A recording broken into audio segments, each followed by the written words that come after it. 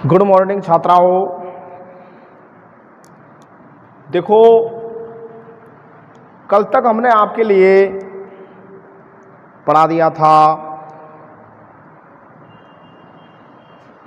हम रासायनिक अभिक्रियाओं के प्रकारों की चर्चा कर रहे थे। उन प्रकारों के अंतर्गत हमने आपके लिए संयोजन अभिक्रिया, ऊष्माक्षेपी अभिक्रिया, ऊष्माशोषी अभिक्रिया, अपघटन अभिक्रिया, अपघटन अभिक्रियाओं के 3 प्रकार हैं, उनको भी हमने आपके लिए बता दिया था। ठीक है ना। अब हमारी जो अगली आज की जो अभिक्रिया है वो अभिक्रिया है हमारी विस्थापन अभिक्रिया। विस्थापन अभिक्रिया किसे कहते हैं, विस्थापन अभिक्रिया क्या होती है, इसके बारे में हम आपसे चर्चा करें। ठीक है ना। तो देखिएगा, विस्थापन अभिक्रिया, विस्थापन अभिक्रिया का मतलब होता है,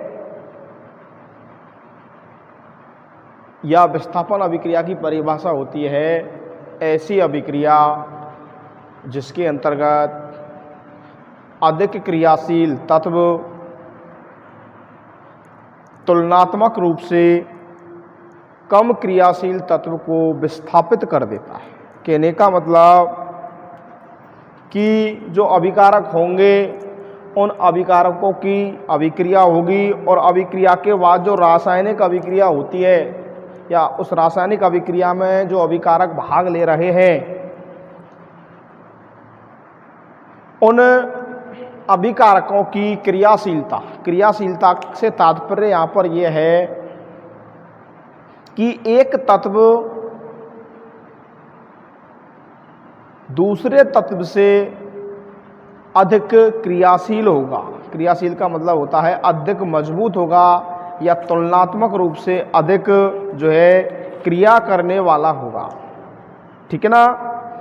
तो ऐसी अभिक्रिया जिसके अंतर्गत अधिक क्रियाशील तत्व तुलनात्मक रूप से कम क्रियाशील तत्व को विस्थापित कर देता है या हटा देता है। एक उदाहरण मैं आपको देकर के चलता हूं। जैसे माना कि एक बहुत ताकतवर व्यक्ति है, एक स्टूल पर वो बैठा हुआ है। स्टूल पर बैठने वाला व्यक्ति जो है वो कमजोर है, तो ताकतवर व्यक्ति आकर के वो खींच करके हटाकर और जो है उस स्टूल पर बैठ जाए और वो बेचारा हट जाए। तो हुआ क्या कि उस कमजोर व्यक्ति का स्थान किसने ले लिया, उस ताकतवर व्यक्ति ने ले लिया, और वो स्टूल पर या कुर्सी पर अपना उसने आधिपत्य जो है जमा लिया। क्यों जमा लिया? क्योंकि वो ताकतवर है, उसमें अधिक ताकत है, उसमें अधिक जो है शक्ति है, इसलिए उसने उस कमजोर व्यक्ति को हटा दिया और उसके स्थान पर खुद विराजमान हो गया। ठीक उसी प्रकार से विस्थापन अभिक्रिया में ही या विस्थापन अभिक्रिया में ही वो ही बात होती है। इसमें होता क्या है देखना कि जैसे कि यहाँ पर मैं उदाहरण देकर के समझा रहा हूँ। यहाँ पर आपको जिंक और कॉपर सल्फेट, ये CuSO4 है और ये जिंक है। जब इस कॉपर सल्फेट को जिंक को इन दोनों को आपस में अभिक्रिया करवाते हैं, या आप ये कह सकते हैं कि इस कॉपर सल्फेट के अंतर्गत यदि हम जिंक डालते हैं, कॉपर सल्फेट का रंग थोड़ा सा नीला होता है, लेकिन जैसे ही जिंक को डालते हैं कॉपर सल्फेट से जिंक अभिक्रिया करता है, और अभिक्रिया करने के बाद जिंक कॉपर से अधिक क्रियाशील होने के कारण इस कॉपर को ये जिंक विस्थापित कर देता है या हटा देता है, और उस कॉपर सल्फेट जो नीला है, उस नीले रंग के कॉपर सल्फेट का रंग धीरे धीरे थोड़ा सा हल्का होता चला जाता है। ये रंग हल्का क्यों होता चला जाता है? क्योंकि यहाँ पर इस जिंक ने कॉपर को अपने स्थान से हटा दिया और हटाने के बाद इस कॉपर का स्थान जो है ले लिया। तो कॉपर क्यों हटा? क्योंकि जिंक से कम क्रियाशील है कॉपर, कम ताकतवर है, इसलिए इस कम ताकतवर को अधिक ताकतवर जिंक ने विस्थापित कर दिया। और जैसे विस्थापित ये करता है जिंक, तो जिंक तो किसके स्थान पर आ जाता है? कॉपर के स्थान पर। कॉपर के स्थान पर आने के बाद जो है ये बन जाएगा ZnSO4 जिंक सल्फेट। क्या बन जाएगा भाई? जिंक सल्फेट बन जाएगा। और कॉपर जो है वो कॉपर बाहर अलग हो जाएगा। तो यहाँ पर हो क्या रहा है भाई? यहाँ पर ये हो रहा है कि इस अधिक क्रियाशील जिंक ने कम क्रियाशील जिंक कॉपर को हटा दिया और इसके स्थान पर खुद आ गया। खुद आने का मतलब बन गया ZnSO4 और ये जो कॉपर है ये अलग से जो है पदार्थ के अंतर्गत पड़ा रहता है। तो जब अभिक्रिया संपन्न होती है तो अभिक्रिया इस प्रकार से संपन्न होगी कि इस जिंक जो है इसने कॉपर को हटा दिया और बन जाएगा जिंक सल्फेट और कॉपर अलग रह जाता है। इस प्रकार से जो अभिक्रिया संपन्न होती है उस अभिक्रिया को विस्थापन अभिक्रिया कहते हैं। ठीक है ना? तो आप ठीक प्रकार से यदि परिभाषा को देखें तो इसमें आपको इस प्रकार से परिभाषा देनी है कि वह रासायनिक अभिक्रिया जिसमें अधिक क्रियाशील तत्व कम क्रियाशील तत्व को विस्थापित कर देता है या हटा देता है, तो ऐसी अभिक्रिया को विस्थापन अभिक्रिया के नाम से जाना जाता है। ठीक है ना? ये मैंने उदाहरण दिया आपको एक, ऐसे में कई उदाहरण आपको देख करके बताऊंगा। ठीक है भाई? अब दिमाग में ये बात आएगी साहब हमको पता कैसे लगेगा कि भाई अधिक क्रियाशील कौन है, कम क्रियाशील कौन है, इसका पता हमको कैसे लगेगा? तो उसके लिए एक सक्रियता सारणी है, उस सक्रियता सारणी से आपको ये डिफाइन होगा कि कौन सा तत्व किस तत्व से अधिक क्रियाशील है और कौन सा कम क्रियाशील है। ठीक है ना? तो यहाँ पर मैं एक सक्रियता सारणी जो है आपको बना करके बता रहा हूँ। उस सक्रियता सारणी के द्वारा आप ये अनुमान लगा सकते हैं कि कौन सा तत्व क्रियाशील है और कौन सा तत्व उससे कम क्रियाशील है। ठीक है ना? तो देखते हैं, ये हमारी सक्रियता सारणी है। ये क्या है भाई? हमारी सक्रियता सारणी यहाँ से। ठीक है ना? सबसे पहले है पोटेशियम जिसका प्रतीक K है, उसके बाद सोडियम जिसका प्रतीक Na है, कैल्शियम जिसका प्रतीक Ca है, मैग्नीशियम जिसका प्रतीक Mg है, जिंक जिसका प्रतीक Zn है, आयरन जिसका प्रतीक Fe है और आयरन को ही हम लोहा के नाम से भी जानते हैं। लेड सीसा को कहते हैं जिसका प्रतीक Pb है, हाइड्रोजन जिसका प्रतीक H है, कॉपर जिसका प्रतीक Cu है, मरकरी जिसका प्रतीक Hg है और मरकरी को ही पारा जो कि तापमापी में भरी रहती है, ये भी एक क्या है भाई? धातु है जो कि द्रव अवस्था में पाई जाती है। प्रकृति की एकमात्र धातु जो कि द्रव अवस्था में पाई जाती है तो वो है कौन सा? पारा या मरकरी। ठीक है ना?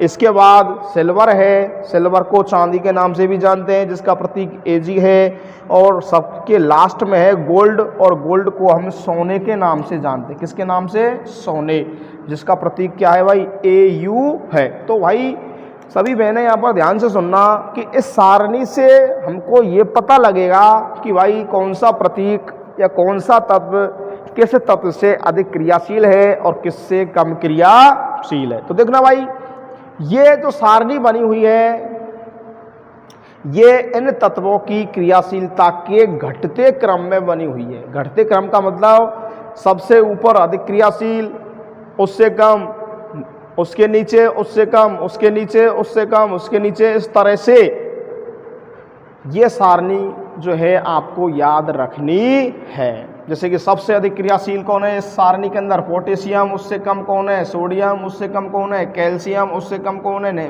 मैग्नीशियम। उससे कम कौन है? जिंक। उससे कम कौन है? आयरन। उससे कम कौन है? सीसा। उससे कम कौन है? हाइड्रोजन। इस तरह से हमें सारणी को याद रखना है। याद ऐसे भी रखना है, पोटेशियम सोडियम को हटा देगा, सोडियम कैल्शियम को हटा देगा, कैल्शियम मैग्नीशियम को हटा देगा, जिंक फेरस को हटा देगा, फेरस सीसा को हटा देगा। ठीक है ना? कहने का मतलब यह है कि अधिक क्रियाशील तत्व कम क्रियाशील तत्व को विस्थापित कर देता है। ठीक है ना? अब यहां पर देखो हमने उदाहरण लिखा है, ये मैंने आपको पहले बताया था कि जिंक की अभिक्रिया कॉपर सल्फेट से करवाई। तो देखो भाई जिंक जो है, जिंक कहां पर है? जिंक ये रहा। ठीक है ना? ये जिंक है। इस जिंक की अभिक्रिया कॉपर सल्फेट, कॉपर सल्फेट में क्या है? कॉपर। तो देखना यहां पर ये कॉपर जो है, ये कॉपर बाद में आ रहा है। इसका मतलब जिंक अधिक क्रियाशील है और कॉपर कम क्रियाशील है। इसलिए जिंक ने किसको हटा दिया भाई? कॉपर को हटा दिया। इस जिंक ने कॉपर को हटा दिया और इस हटाने के बाद ये जिंक जो है इस कॉपर के स्थान पर आ जाता है और बन जाता है ZnSO4 और Cu अलग हो जाता है। जो कम क्रियाशील है वो अलग हो जाता है और अधिक क्रियाशील जो है वो उस यौगिक से जुड़ जाता है। ठीक है ना? तो यहाँ पर जिंक ने किसको हटा दिया भाई? कॉपर को। ठीक है भाई? और भी हम कई उदाहरण आपको बता रहे हैं। जैसे कि हमारा ये दूसरा उदाहरण है, इसमें देखना यह है Fe। Fe का मतलब होता है लोहा। Fe का मतलब क्या होता है भाई? लोहा। इस लोहे की अभिक्रिया कॉपर सल्फेट से होती है, CuSO4 से, कॉपर सल्फेट से करवाते हैं, तब FeSO4 का निर्माण होता है। FeSO4 का मतलब होता है फेरस सल्फेट और Cu जो है, कॉपर जो है अलग हो जाता है। जैसे ऊपर वाले उदाहरण में देखा था उसी प्रकार की कंडीशन हम यहाँ पर देखेंगे। यहाँ ये Fe है, सारणी में देखना Fe कहाँ पर है भाई? ये रहा, ये Fe है और Fe की अभिक्रिया हो रही है कॉपर सल्फेट से और कॉपर सल्फेट में कौन है? Cu। तो यहाँ पर देखना ये Fe और ये है भाई Cu। इसका मतलब ये Fe अधिक क्रियाशील है किससे? कॉपर से। तो ये Fe जो है इस कॉपर को हटा देगा और हटाने के बाद इसके स्थान पर खुद ऐड हो जाएगा। तो यहाँ पर होता क्या है भाई? इस Fe ने Cu को अलग कर दिया तो ये अलग होकर के ये पड़ा भाई और इस Cu के स्थान पर क्या आ जाएगा? ये Fe आ जाएगा। तो क्या बन जाएगा भाई? FeSO4। तो यहाँ पर ये अभिक्रिया जो है इस अधिक क्रियाशील तत्व ने कम क्रियाशील तत्व को विस्थापित कर दिया या उसके स्थान पर ऐड हो गया। ठीक है ना? और कम क्रियाशील तत्व अलग हो जाता है। इसमें वही हो रहा है, अधिक क्रियाशील तत्व कम क्रियाशील तत्व को विस्थापित कर रहा है। इसलिए अभिक्रिया किसकी हो गई भाई? ये अभिक्रिया हो जाती है विस्थापन अभिक्रिया की। ठीक है ना? तीसरा उदाहरण और देखना, यह है कैल्शियम। Ca का मतलब क्या है भाई? कैल्शियम। इस कैल्शियम की अभिक्रिया H2SO4 से होती है, तब CaSO4 जिसका नाम है कैल्शियम सल्फेट और हाइड्रोजन गैस निर्मुक्त होती है। तो देखना यहाँ पर सारणी के अंदर देखना, यहाँ पर जो Ca है, ये Ca का मतलब होता है कैल्शियम। कैल्शियम की अभिक्रिया कौन कर रहा है भाई? H2SO4 और H2SO4 में कौन सा तत्व है? हाइड्रोजन। तो देखना भाई हाइड्रोजन ये रही और कैल्शियम ये रहा। तो देखना कैल्शियम के नीचे है, नीचे का मतलब कम क्रियाशील है हाइड्रोजन और कैल्शियम अधिक क्रियाशील है। तो हम ये कह सकते हैं ये कैल्शियम जो है, इस कैल्शियम, ये कैल्शियम इस हाइड्रोजन को विस्थापित कर देगा। कर क्यों देगा? क्योंकि कैल्शियम अधिक क्रियाशील है और हाइड्रोजन कम क्रियाशील है। कैल्शियम अधिक क्रियाशील तत्व है और हाइड्रोजन कम क्रियाशील तत्व है। इसलिए यहाँ पर ये कैल्शियम इस हाइड्रोजन को हटाकर इसके स्थान पर खुद ऐड हो जाएगा तो बनेगा CaSO4 प्लस हाइड्रोजन अलग से पड़ी रहेगी, तो ये तो अलग हो जाएगी और ये ASO4 का निर्माण हो जाएगा। तो इस तरह से ये कौन सी अभिक्रिया का उदाहरण हो गया भाई? ये हो गया विस्थापन अभिक्रिया का उदाहरण, ठीक है ना। ऐसे ही इसमें होगा चौथे उदाहरण में, ये Pb का मतलब होता है सीसा, शीशे की अभिक्रिया जब कॉपर क्लोराइड से होती है तब ये Pb कहाँ पर है भाई? Pb ये रहा और Cu इसके नीचे है, तो Pb अधिक क्रियाशील है सारणी के अनुसार। Pb ये रहा और कॉपर ये रहा, तो कॉपर Pb के नीचे आ रहा है, इसका मतलब Pb या सीसा अधिक क्रियाशील है और कॉपर कम क्रियाशील है। अतः ये Pb इस कॉपर को हटा देगा, हटा देने का मतलब ये कॉपर निकल गई और उस कॉपर के स्थान पर खुद ऐड हो जाता है, तो बन जाएगा PbCl2, जिसे कहते हैं लेड क्लोराइड, और CuCl2 को कहते हैं कॉपर क्लोराइड, ठीक है ना। तो इस तरह से 1, 2, 3 और ये 4 उदाहरण आपके लिए हम आपको समझा रहे हैं, बता रहे हैं। अब देखना आगे, देखो भाई इस 5वें उदाहरण में देखना, यहां पर ये जिंक है और जिंक की अभिक्रिया करवा रहे हैं NaCl से, सोडियम क्लोराइड से। तो होता क्या है कि सबसे पहले सारणी में देखो भाई, जिंक जिंक ये रही जिंक, ठीक है ना, ये जिंक है और जिंक की अभिक्रिया किससे हो रही है भाई?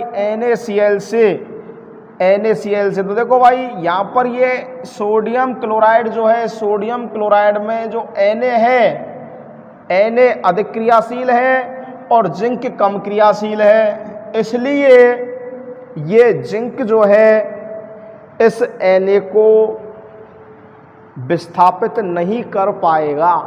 Na को क्या नहीं कर पाएगा? विस्थापित क्यों नहीं कर पाएगा? क्योंकि ये Na जो है अधिक क्रियाशील है और जिंक क्या है भाई? कम क्रियाशील है, इसलिए ये जिंक जो है इस Na को विस्थापित नहीं कर पाएगा, इसलिए ये ZnCl2 प्लस Na ये विस्थापन अभिक्रिया का उदाहरण नहीं हो सकता। क्यों नहीं हो सकता? क्योंकि यहाँ पर कम सक्रिय या कम क्रियाशील धातु के द्वारा अधिक सक्रिय धातु का विस्थापन संभव नहीं है, ठीक है ना। कम क्रियाशील धातु के द्वारा, कम क्रियाशील कौन है भाई? ये कम क्रियाशील है जिंक, किससे? Na से, इसलिए ये जिंक Na को जो है विस्थापित नहीं कर पाएगा, और जब विस्थापित नहीं कर पाएगा तो यह आगे जो है कोई अभिक्रिया यहाँ पर विस्थापन अभिक्रिया नहीं हो सकती, इसलिए ये विस्थापन अभिक्रिया का उदाहरण नहीं है, ठीक है ना। आगे ये हमारी विस्थापन अभिक्रिया हो गई। इसके बाद हमारी अगली जो अभिक्रिया है वो है द्विविस्थापन अभिक्रिया। ये तो थी विस्थापन या एकल विस्थापन, ठीक है ना। इसको ही एकल विस्थापन के नाम से भी जानते हैं, विस्थापन अभिक्रिया को। ने अगली जो अभिक्रिया है हमारी वो है द्विविस्थापन। द्विविस्थापन का मतलब होता है जिसमें ऐसी अभिक्रिया जिसमें अभिकारकों के और उत्पादों के आयनों का आपस में आदान प्रदान होता है। अभिकारक तथा किसके? उत्पाद के आयनों का आपस में जब आदान प्रदान होगा तो इस प्रकार की अभिक्रिया को द्विविस्थापन अभिक्रिया के नाम से जाना जाएगा, ठीक है ना। कैसे जाना जाएगा देखना, यहाँ पर देखिए, यहाँ पर तो क्या हो रहा था, यहाँ पर तो अधिक क्रियाशील तत्व कम को विस्थापित कर रहा था, और यहाँ पर क्या होता है कि जो अभिकारक और उत्पाद के अंतर्गत या अभिकारक और उत्पाद के जो यौगिक हैं उन यौगिकों के अंतर्गत जो आयन है धनायन और ऋणायन, वो धनायन और ऋणायन आपस में इंटरचेंज या आपस में आदान प्रदान कर लेते हैं। अभिकारक वाले आयन से तो उत्पाद वाले विपरीत आयन जुड़ जाएंगे और उत्पाद वाले आयनों से अभिकारक वाले विपरीत आयन जुड़ जाएंगे। तो इस प्रकार की अभिक्रिया जो होगी वो होगी द्विविस्थापन अभिक्रिया। यह जो अभिक्रिया होगी द्विविस्थापन अभिक्रिया, इस अभिक्रिया में अवक्षेप का निर्माण होता है। अवक्षेप का निर्माण होता है। अब दिमाग में ये आ रही होगी साहब अवक्षेप किसे कहते हैं? तो अवक्षेप का मतलब होता है ऐसी रासायनिक अभिक्रिया जिसमें अभिकारक के अंतर्गत बना पदार्थ अविलेय रहता है तथा नीचे बैठ जाता है। अवक्षेप किसे कहते हैं? इस प्रकार की रासायनिक अभिक्रिया में अभिक्रिया के अंतर्गत बना पदार्थ अविलेय रहता है। अविलेय का मतलब होता है कि जो पूरी तरह से घुल नहीं पाता है, पूरी तरह से क्या नहीं कर पाता, घुल नहीं पाता है। इस प्रकार के पदार्थ को हम अविलेय पदार्थ कहते हैं और जो घुल नहीं पाएगा वो नीचे बैठ जाएगा। ठीक है ना। जैसे आपने कभी आटा जो होता है उस आटे को कभी पानी के अंदर घोल के देखना भाई, पूरी तरह से वो आटे का जो छानस है वो पूरी तरह से वो आटे का छानस पानी में नहीं मिल पाएगा और कुछ देर के हलाने के बाद वो आटा जो है तली के नीचे बैठ जाता है। तो अविलेय है और वो नीचे बैठा रहता है। कभी आपने तेल देखा होगा, जब हम सरसों के तेल को सरसों को जब पिरवाते हैं इस स्पेलर से, तो सरसों का तेल जो निकलता है उस सरसों के तेल के निकलने के साथ साथ एक अपशिष्ट पदार्थ और निकलता है तेल के अंतर्गत जिसे हम गाद के नाम से जानते हैं, गाद। अब वो गाद जो निकलती है अविलेय रहती है और पदार्थ के नीचे तली में बैठी रहती है, पूरी तरह से विलयन में मिल नहीं पाती। तो ऐसे पदार्थ को हम अविलेय और नीचे जो बैठा रहता है विलयन के अंतर्गत, उस पदार्थ को हम अवक्षेप के नाम से जानते हैं। तो यहाँ पर ये जो द्विविस्थापन अभिक्रिया है, इस द्विविस्थापन अभिक्रिया के अंतर्गत जो अभिकारक और उत्पाद क्रिया करेंगे, क्रिया करने के बाद नया प्रोडक्ट बनेगा, आयनों का आदान प्रदान होगा और आदान प्रदान होने के बाद अवक्षेप का निर्माण होगा।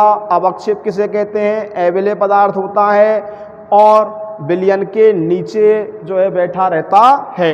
इस प्रकार के पदार्थ को हम अवक्षेप के नाम से जानते हैं और ये काम किसमें होता है भाई? द्विविस्थापन अभिक्रिया के अंतर्गत।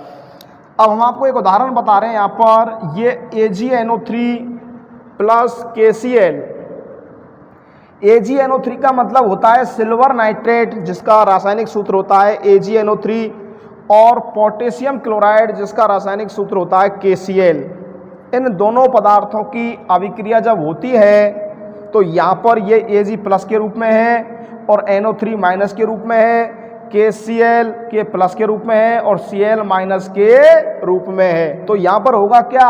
अभिकारकों के जो आयन होते हैं वो आपस में आदान प्रदान कर लेते हैं, विपरीत आयन आपस में जुड़ जाते हैं। तो यहाँ पर ये AgNO3 का Ag जो है ये तो KCl के Cl से जुड़ जाएगा तो बन जाएगा, सॉरी यहाँ पर जो AgNO3 है और ये KCl है, यहाँ पर ये क्या होगा?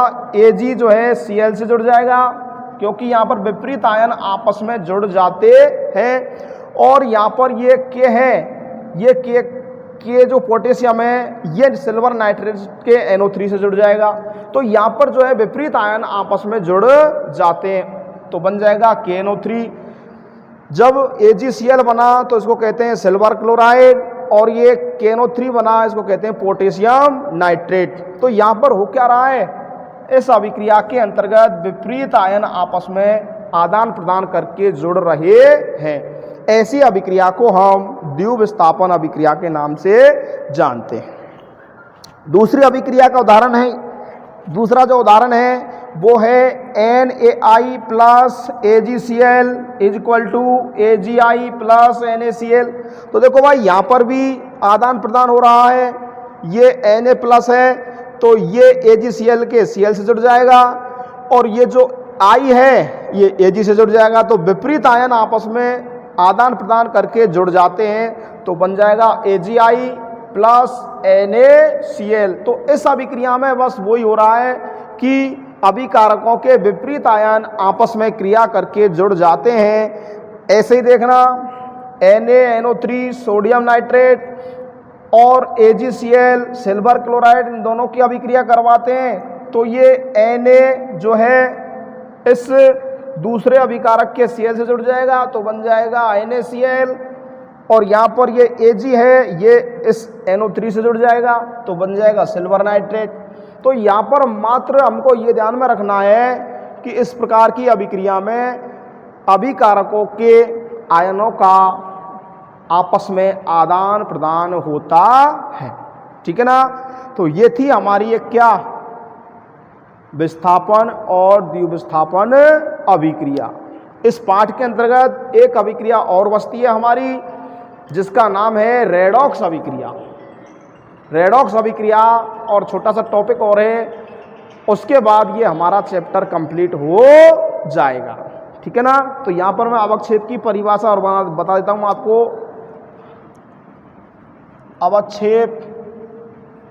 अवक्षेप का मतलब होता है रासायनिक अभिक्रिया में बना अविलेय पदार्थ, रासायनिक अभिक्रिया में बना अविलेय पदार्थ जो